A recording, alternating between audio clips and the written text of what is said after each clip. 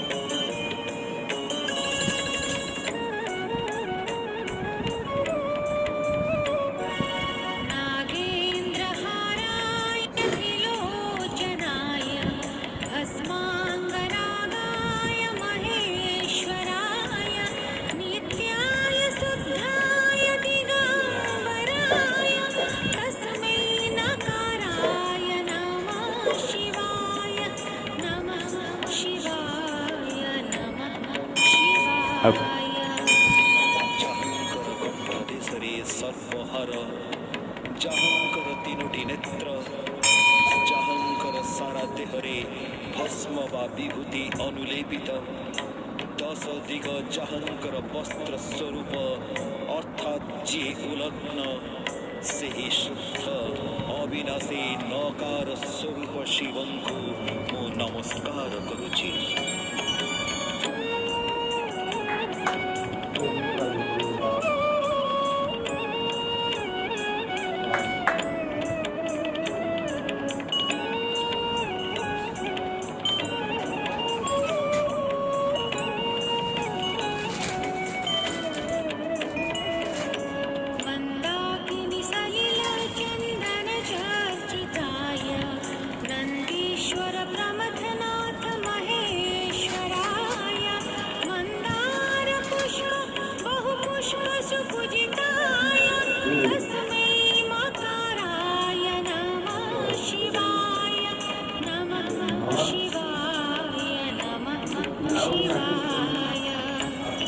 गंगा जल चंदन रे जाहंकर अर्चना हुए मंदार पुष्प तथा अन्य पुष्प रे जाहंकर पूजा करा जाए सेही नंदींक अधिपति प्रमथ गणंक प्रभु महेश्वर मकार स्वरूप शिवंकु मो नमस्कार करुछि।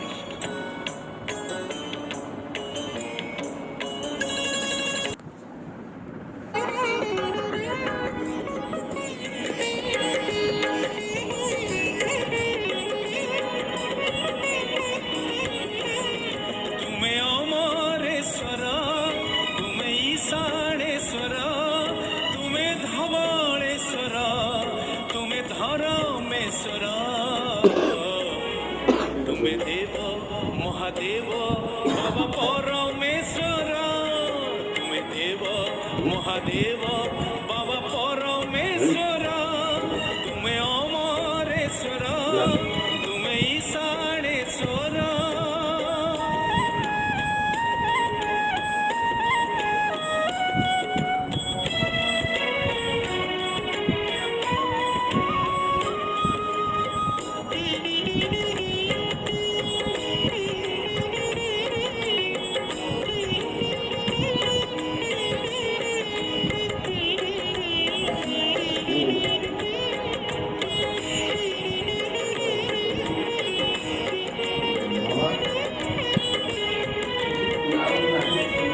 मशाणीर बीजे तुम्हें मंदिर बीजे कैलासवासी तुम्हें शिव शंभु निजे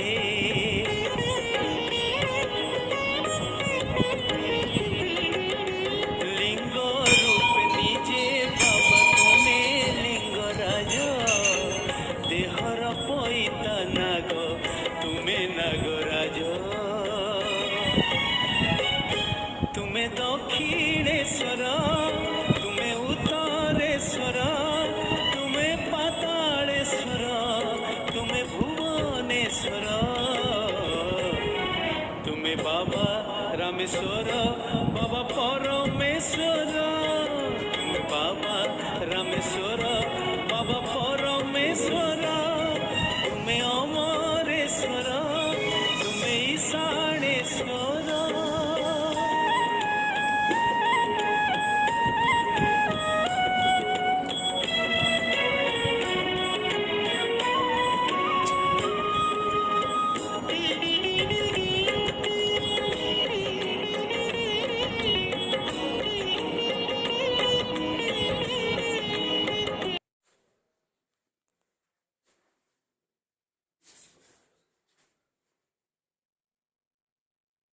ନା ଆପଣଙ୍କ ନାଁଟା କ'ଣ? ମୋ ନାଁ ଦେବେନ୍ଦ୍ର କୁମାର ଦୀକ୍ଷିତ ଅଙ୍ଗେଶ୍ୱର ମହାପ୍ରଭୁଙ୍କ ପୂଜକ। କ'ଣ ଠାକୁରଙ୍କ ବିଷୟରେ ମହିମା ଅଛି ଠାକୁରଙ୍କର? ଠାକୁରଙ୍କର ଇଏ ଅଙ୍ଗେଶ୍ୱର ମହାରାଜା କର୍ଣ୍ଣ ମହାରାଜା ମନ୍ଦିର ସ୍ଥାପନ କରିଥିଲେ। ମନ୍ଦିର 10ମ ଶତାବ୍ଦୀର ମନ୍ଦିର। ଇଏ ତୀର୍ଥ ନାମ ହେଉଛି ପିତୃତୀର୍ଥ। ପ୍ରାଚୀନ ନଦୀରେ ସ୍ନାନ କରିବ, ଅଙ୍ଗେଶ୍ୱର ମହାପ୍ରଭୁଙ୍କୁ ଦର୍ଶନ କରିବ, ପିତାମାତାଙ୍କୁ ପିଣ୍ଡ ଅର୍ପଣ କଲେ ସେମାନେ ପିଣ୍ଡ ଗ୍ରହଣ କରନ୍ତି। ତେଣୁ ଯେକୌଣସି ମଣିଷର ଅଙ୍ଗ ପ୍ରତ୍ୟଙ୍ଗ ଯଦି କ'ଣ କିଛି ଖରାପ ହୋଇଥାଏ ସେ ଠାକୁରଙ୍କ ପାଖରେ ଅଧିଆ ପଡ଼ିଲେ ଠାକୁର ତାକୁ ଭଲ କରିଦିଅନ୍ତି। ଇଏ ହେଉଛି ଠାକୁରଙ୍କର ବିଶେଷତ୍ୱ। ଆଉ ଠାକୁରଙ୍କର ପୂଜାନୀତି ଦୈନିକ ପୂଜାନୀତି କ'ଣ? ଦୈନିକ ସକାଳେ ମାଘ ସ୍ନାନ କରନ୍ତି, ସ୍ନାନ ପରେ ବାଳଭୋଗ କରାଯାଏ, ମଧ୍ୟାହ୍ନ ଭୋଜନ ଅନ୍ନ ଧୂପ କରାଯାଏ, ଅରୁଆ ଅନ୍ନ ଡାଲମା କ୍ଷୀରି ଖଟା ଇତ୍ୟାଦି ଇତ୍ୟାଦି ଯାହା ସବୁ ହେବା କଥା ହୁଏ। ତାପରେ ସନ୍ଧ୍ୟା 6ଟାରେ ସନ୍ଧ୍ୟା ଆଳତି ହୁଏ, ବାଳଭୋଗ ମଧ୍ୟ ହୁଏ। ତାପରେ ମନ୍ଦିର ପହଡ଼ ପଡ଼େ ଆଉ। ବାର୍ଷିକ ଉତ୍ସବ ସବୁ କ'ଣ ଅଛି? ବାର୍ଷିକ ଉତ୍ସବ ଜାଗର ଦିନ ଠାକୁରଙ୍କ ପାଖରେ ଧୁମଧାମରେ ଭୋଗରାଗ ନୀତି ସମ୍ପନ୍ନ ହୁଏ ଆଉ। ପିତାପଡ଼ାରେ କେତେ ଗ୍ରାମବାସୀ କେତେ? ପିତାପଡ଼ାରେ 400 ଘର ଗ୍ରାମବାସୀ। ଆଉ ବ୍ରାହ୍ମଣ ପରିବାର? ବ୍ରାହ୍ମଣ ପରିବାର ଆମ ପରିବାର ଦିବାକର ଦୀକ୍ଷିତ ତାଙ୍କ 3 ପୁଅ, ଦେବେନ୍ଦ୍ର କୁମାର ଦୀକ୍ଷିତ, ମୁଁ ହେଲି ବଡ଼, ମଝିଆ ଭାଇ ଅଛନ୍ତି, ସାନ ଭାଇ ଜଣେ ଅଛନ୍ତି, ସେମାନେ 3 ଘର ପୂଜାରୀ ପାଳି କରି ପୂଜା କରୁଛନ୍ତି। ପାଳି କରି ଆମେ ପୂଜା କରୁ। ସରକାର କେମିତି କ'ଣ ଆଉ ମନ୍ଦିରର ସୁବିଧା ଅସୁବିଧା? ସରକାର ମନ୍ଦିର ଭାଙ୍ଗିଲେ ସରକାର ତାକୁ ତିଆରି କରନ୍ତି। ଏବେ ଦେଖାଯାଉଛି ଗଛ ଉଠିଗଲାଣି। ଏବେ ତ ସରକାରଙ୍କର ଅବହେଳା ରହିଛି, ତେଣୁକରି ମନ୍ଦିର ଉପରେ ଗଛ ଉଠିଗଲାଣି। ମନ୍ଦିର ଉପରେ ବି ମାନେ ଭଗ୍ନ ଅବସ୍ଥାରେ ବି ଅଛି, ପଥର ସବୁ ଖସିବା ଅବସ୍ଥା, କେତେକ ପଥର ବି ଖସି ପଡ଼ିଲାଣି, କେତେକ ଭଗ୍ନ ଅବସ୍ଥାରେ ଅଛି। ଏସବୁ ଯଦି ପୁନରୁଦ୍ଧାର କରାଯାଆନ୍ତା ତାହେଲେ ଆମେ ଉପକୃତ ହୁଅନ୍ତୁ। ମନ୍ଦିରରେ ସବୁ କେଉଁ କେଉଁ ମୂର୍ତ୍ତି ସବୁ ଅଛନ୍ତି? ମନ୍ଦିରରେ ତ ଏଇ ପୀଠ ତ ହେଉଛି ଅଙ୍ଗେଶ୍ୱର ମହାପ୍ରଭୁଙ୍କ ପୀଠ ସ୍ୱାମୀ କ୍ଷେତ୍ର। ଆଚ୍ଛା, ପାର୍ଶ୍ୱ ଦେବତା ରହିଲେ ଗଣେଶ, କାର୍ତ୍ତିକ ଆଉ ମା ପାର୍ବତୀ। ତାପରେ ପାର୍ଶ୍ୱରେ ରହିଲେ ଦକ୍ଷିଣ ପାର୍ଶ୍ୱରେ ରହିଲେ ଅଷ୍ଟଭୁଜା ଦୁର୍ଗା, ବାମ ପାର୍ଶ୍ୱରେ ରହିଲେ ନାରାୟଣ ମୂର୍ତ୍ତି। କ'ଣ ଆପଣ ଦାବି କରିବାକୁ କ'ଣ ଚାହୁଁଛନ୍ତି? ମୁଁ ଦାବି କରିବାକୁ ଚାହୁଁଛି ପୀଠର ପୁନରୁଦ୍ଧାର କରାଯାଉ। ପୁନରୁଦ୍ଧାର କରାଗଲେ ଆମେ ଚିର ଉପକୃତ ହେବୁ।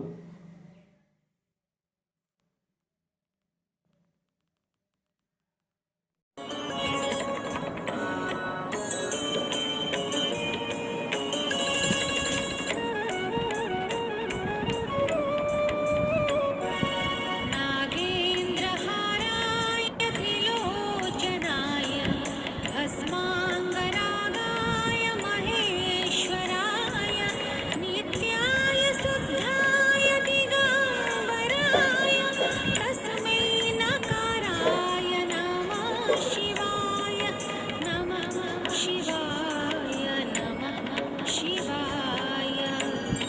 ଯାହାଙ୍କର କଣ୍ଠ ଦେଶରେ ସର୍ବହାର, ଯାହାଙ୍କର 3ଟି ନେତ୍ର, ଯାହାଙ୍କର ସାରା ଦେହରେ ଭସ୍ମ ବା ବିଭୂତି ଅନୁଲେପିତ, 10 ଦିଗ ଯାହାଙ୍କର ବସ୍ତ୍ର ସ୍ୱରୂପ, ଅର୍ଥାତ୍ ଯିଏ ଉଲଗ୍ନ, ସେହି ଶୁଦ୍ଧ ଅବିନାଶୀ ନକାର ସ୍ୱରୂପ ଶିବଙ୍କୁ